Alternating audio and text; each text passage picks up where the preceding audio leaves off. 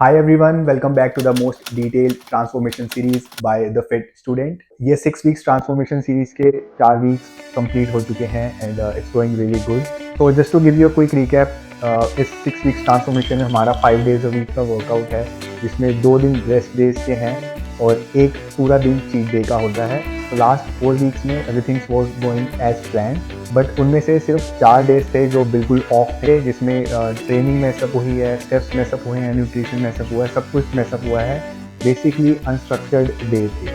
Apart from those 4 days बाकी पूरा programme बिल्कुल स्ट्रक्चर्ड था एंड काफ़ी एक्यूरेटली फॉलो हुआ है, जिसमें कि cardio, steps, nutrition and training सब कुछ ऑन पॉइंट था.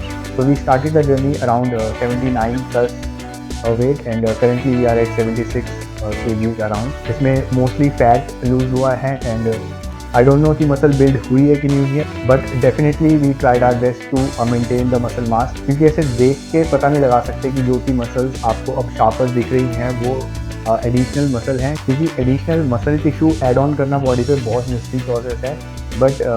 बट देखने में बॉडी ज़्यादा मस्कुलर दिखती है क्योंकि जो फैट की लेयर है वो काफ़ी कम हो गई है and body look sharper than before. तो इसमें जो भी वर्कआउट्स हैं वो मैंने ऑलरेडी वीडियोस पुरानी डाल रखी हैं. सारे वर्कआउट की एग्जैक्टली वैसे ही वर्कआउट चल रहा है. तो वीक 4 तक हमारा सेम वर्कआउट शेड्यूल है. इस इनफैक्ट की आगे के 2 हफ्ते में वर्कआउट बिल्कुल सेम रहेगा. तो 3 to 4 एक्सरसाइजेस पर मसल ग्रुप एंड 3 सेट्स की मोस्टली वर्कआउट यही है. वीक 4 में मैंने एक एडवांस टेक्निक ऐड करी है जो कि मैं आपको नेक्स्ट वीडियो में बताऊंगा. And also week 5 would be a kind of a deload week and उसके बारे में भी मैं आपको अगली वीडियो में बताऊंगा. आज बात करते हैं कार्डियो की. एंड उससे पहले मैं आपको एक क्विक स्टोरी समझाता हूँ. तो हुआ क्या, मेरे दोस्त ने ट्रांसफॉर्मेशन स्टार्ट करनी थी और बेसिकली फैट लॉस करना था. तो उसका मेरे को कॉल आया कि यार मैंने वेट कम करना है, फैट लॉस करना है एंड मैंने कार्डियो स्टार्ट कर दिया है, तो कुछ गाइडेंस दे दे. तो ऑब्वियसली मुझे बहुत सारे क्वेश्चंस पूछने होते हैं कि अभी कौन सी स्टेज में है, क्या करता है, सब कुछ है.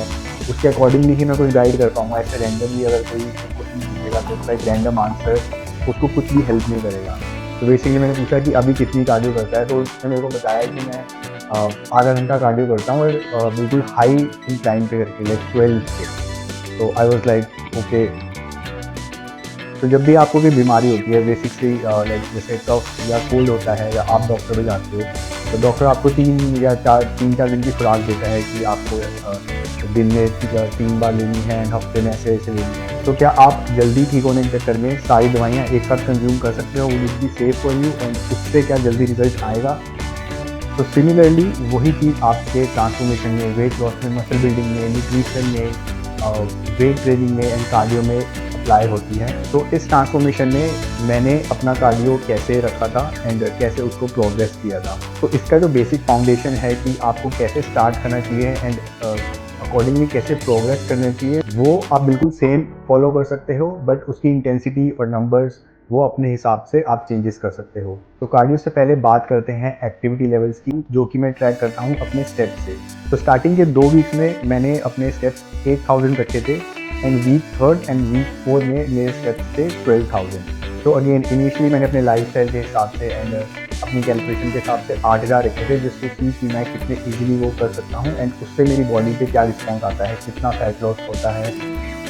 एंड अकॉर्डिंगली जब मेरे को लगा कि 8000 इज प्रीटी सिंपल फीजिबल, उसको मैंने बढ़ा के 12000 कर दिए just to make it little harder, so that मेरा फैट लॉस थोड़ा और जल्दी हो जाए एंड बॉडी में और जल्दी रिस्पॉन्स आ जाए. ऐसा नहीं है कि मैंने 8 के सिर्फ 9000 कर दिए या 8 के डायरेक्टली 20000 कर दिए. अगेन मल्टीपल फैक्टर्स को कंसिडर करके आई थिंक कि 8 से 12000 वो फीजिबल है ना and would give me a better result. तो मैंने 8 से 12000 करे. तो वीक 1 एंड वीक 2 में 8000 स्टेप्स से एंड वीक 3 एंड 4 में 12000 स्टेप्स से. Now let's talk about cardio. तो कार्डियो वीक 1 और वीक 2 में कैसे था? तो कार्डियो का ओवरऑल स्ट्रक्चर ऐसे है कि 3 बेसिक कार्डियो सेशंस हैं, जिसमें कि ट्रेडमिल, बाइकिंग या क्रॉस ट्रेनर है, डिपेंडिंग आपको कौन सा ज़्यादा बेटर लगता है या आपके पास किसका एक्सेस है. प्लस एक डायनेमिक कार्डियो का सेशन है जिसमें मैं डायनेमिक एथलेटिक मूवमेंट करता हूँ, जैसे बॉल स्लैम्स हो गई, स्लेज पुशिंग हो गई, लाइट जॉग हो गया, लेटरल जंप्स हो गई. तो kind of high intensity interval training होती है, या आप उसको कोई भी नाम दे सकते हो. But it's kind of a dynamic cardio जहाँ पे आप सिर्फ एक बेसिक सा ट्रेडमिल पे वॉक या साइकिलिंग नहीं कर रहे, आप मल्टीपल मूवमेंट्स कर रहे हो, आपका हार्ट रेट ज़्यादा हाई है, आप ज़्यादा कैलोरीज बर्न करते हो। एंड मैं वो इसलिए करता हूँ क्योंकि मैं पर्सनली काफ़ी एथलेटिक पर्सन हूँ और मुझे ऐसी डायनेमिक एक्टिविटीज़ करना पसंद है, तो इसलिए मैंने वो अपनी कार्डियो रूटीन में ऐड किया है। तो वीक 1 एंड वीक 2 में जो बेसिक कार्डियो सेशन थे वो ऐसे थे कि 15-15 मिनट्स के 2 ट्रेडमिल के सेशन थे, जिसमें स्पीड थी 3.3 की, जो कि मेरे अकॉर्डिंग इनिशियल फेज में काफ़ी अप्रोप्रिएट थी, बहुत ईजी भी नहीं थी, बहुत मुश्किल भी नहीं थी। एंड तो स्पीड थी 3.3 की एंड इंक्लाइन था 4 का एंड 15 मिनट्स के 2 सेशन थे। और जो थर्ड सेशन था वो था सेम स्पीड पे 3.3 की एंड सेम इंक्लाइन पे 4 पे, बट उसका टाइम था 20 मिनट्स। उस दिन जो मैंने आपको बताया कि मैं डायनेमिक कार्डियो ऐड करता था 10 मिनट्स का, तो 15 मिनट्स एंड 20 मिनट्स का बेसिक कार्डियो प्लस एक 10 मिनट्स का डायनेमिक कार्डियो सेशन। तो ये मेरा वीक 1 और वीक 2 का कार्डियो प्रोग्राम था along with 8000 steps per day.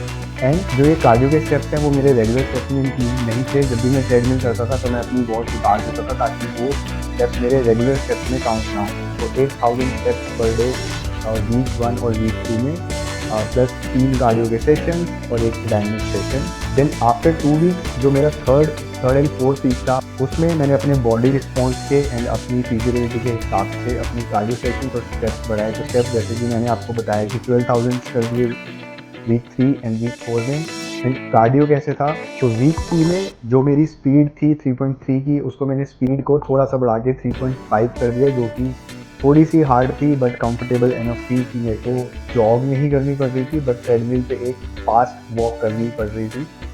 Incline को मैंने 4 से 5 कर दिया था, अगेन वेरी स्लाइट इंक्रीज। और टाइम को मैंने 20 मिनट्स कर दिया था। तो जो मेरे 15-15 मिनट के 2 सेशन थे उसको मैंने 20-20 मिनट्स का कर दिया था, और जो मेरा 20 मिनट्स वाला सेशन था उसको मैंने 30 मिनट्स कर दिया था। तो हर चीज़ में थोड़ी थोड़ी प्रोग्रेस कर दी थी।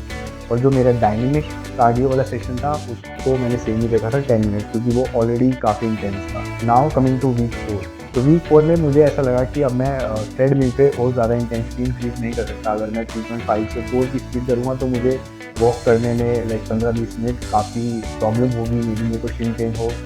तो I switch the treadmill to cross trainer. तो क्रॉस ट्रेनर में मैंने कार्डियो को जो मेरे 20-20 मिनट्स वाले सेशन थे उसको 30-30 मिनट्स के कर दिए। तो 2 डायरेक्ट सेशंस 30 मिनट्स के, और जो थर्ड सेशन था वो 50 मिनट्स का कर दिया था। जो 10 मिनट्स का डायनेमिक कार्डियो था वो सेम था। तो अगर हम टोटल कार्डियो आवर्स कैलकुलेट करें जिससे आपको समझने में ज़्यादा आसानी हो जाएगी, तो जो हमारा डायनेमिक कार्डियो सेशन था वो through out the 4 weeks 10 minutes का ही रहा। उसमें इंटेंसिटी ऑलमोस्ट सेम ही थी, क्योंकि मैं रैंडम मूवमेंट्स करता था जो मुझे पसंद है, जिसमें थोड़ी सी ज़्यादा इंटेंसिटी यूज हो रही है। And if you talk about the machine cardio like treadmill and cross trainer, तो वीक 1 एंड वीक 2 में 3 कार्डियो सेशंस थे 15-15 एंड 20 मिनट्स के, जो कि टोटल होता है 50 मिनट्स का कार्डियो।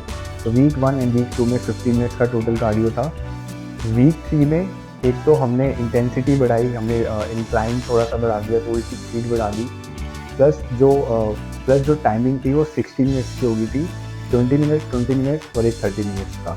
और जो वीक 4 की कार्डियो थी उसमें 3 सेशंस थे 30 मिनट्स एंड एक सेशन था 50 मिनट्स का। तो in total 1 hour and 50 minutes का सेशन। तो अगर आप टाइम की प्रोग्रेशन देखो तो वीक 1 एंड वीक 2 में इट वॉज 50 मिनट्स, वीक 3 में it was 70 minutes and week 4 में it was 1 hour and 50 minutes. So this is how you should plan your cardio progression.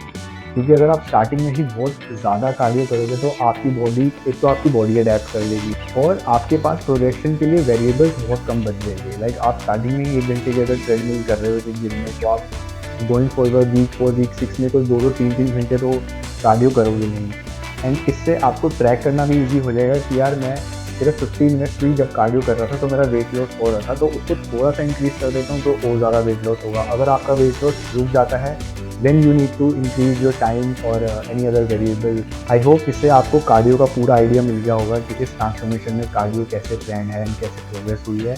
Going forward आप भी अपने plan में easily cardio इस हिसाब से प्रोग्रेस कर सकते हैं एंड प्लान कर सकते हैं। तो अगर आपको ये वीडियो समझ आई है, पसंद आई है, तो प्लीज़ लाइक द वीडियो।